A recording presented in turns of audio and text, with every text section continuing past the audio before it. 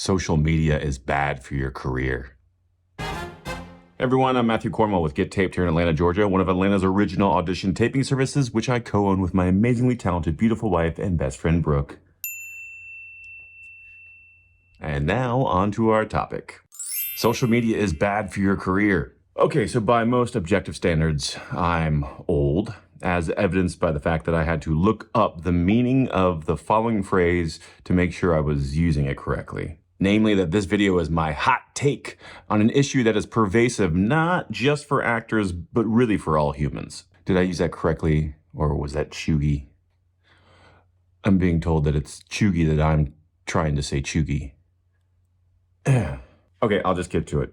It's nothing new to blame social media for rotting our brains or fostering bullying, amplifying FOMO, or giving rise to phrases like hate liking. And while I do agree that social media is the devil in so many ways, except for cat videos and the good news movement on Instagram, this video is about something different. Namely, that social media is quickening the pace at which our attention spans are getting shorter. In fact, most humans overestimate how good their attention span is, or their ability to focus their attention on something. Case in point, do you think you're pretty attentive, that your observation skills are above normal? Well, did you notice something different that happened? Something different about me, perhaps? That my hat changed? If you noticed, great. Statistically speaking, some of you did. Side note, I'd love you to comment below if you did or didn't notice the changing hat. And if you did notice the changing of the hat, there's a good chance you missed the other thing that changed just after that. And no, it's not in the background behind me, so you can stop looking there. It's color of my undershirt, went from white to black. These simple examples are the proverbial tip of the iceberg in terms of how little we actually notice in regards to our vision. The same holds true for our other senses too. For instance, you probably didn't notice the change in microphone quality from the beginning of this video. I started with no microphone and changed to this tiny little microphone. And so just to call your attention to it, we'll go from this audio back to this audio with no microphone, just using the iPhone's built-in microphone. And you're gonna get so distracted by everything else in this video that you'll never know if I change it back. Okay, Matt, so what does this have to do with social media and acting? Well, it's quite simple, and here's my thesis. If we're much worse than we realize at paying attention to the world around us, then how can our constant obsession with our phones, with checking emails and news alerts and somebody liked my video from last week, how could that be doing anything but degrading our attention even further? And here's how it manifests for me as an actor.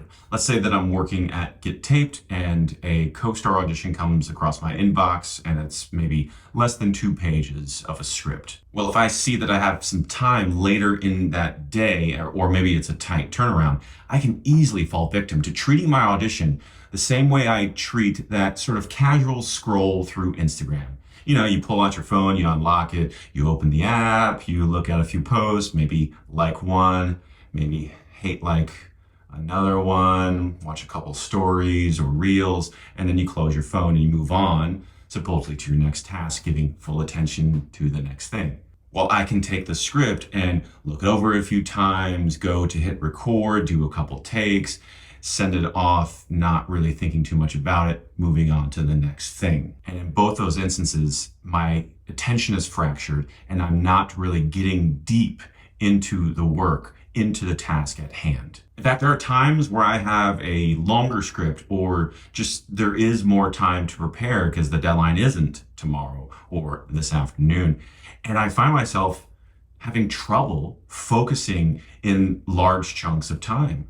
I start to look over the lines. I start to think about script analysis or memorizing dialogue, and then squirrel, I get distracted by something else, and then something else, and then email, and then this, and then that. And before you know it, the script, the audition itself has completely drifted outside my periphery, and I forget that I even have it. And sometimes it's so bad that suddenly I realize I have less than 12 hours before it's due, and I haven't even worked on it.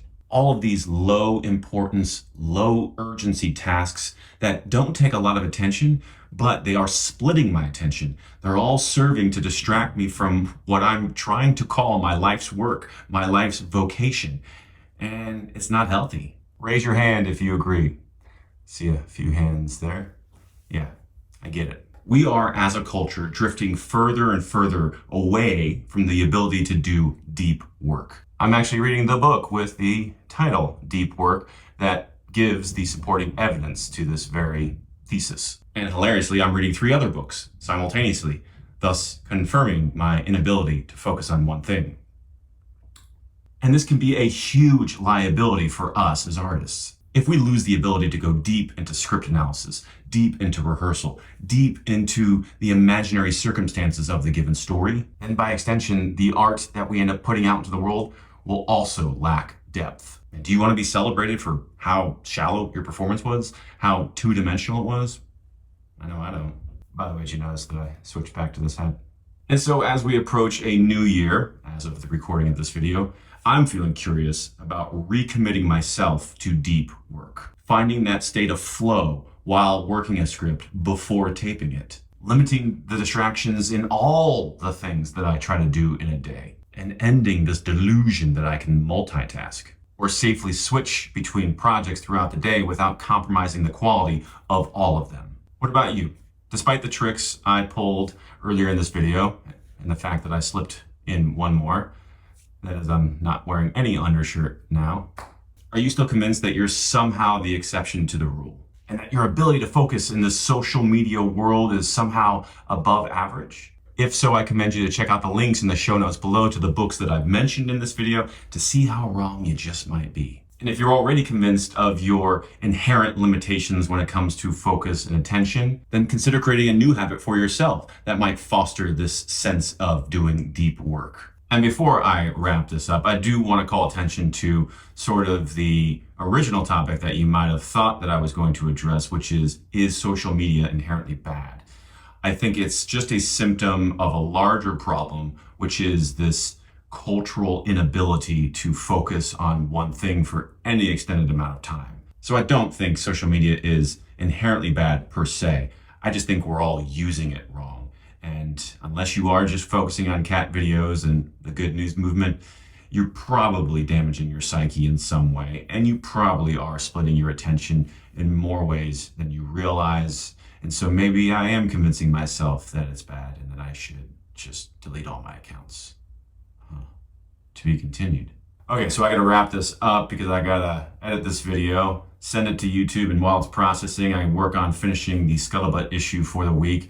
Also gotta do some stuff for Get Taped as we prepare for one of the last weeks of the year. I have a script I gotta work on, and I don't know, I'm doing it, aren't I? Crap. Work in progress. That's it for now. Thanks for watching, and we'll see you on set. And hopefully you noticed the last hat change.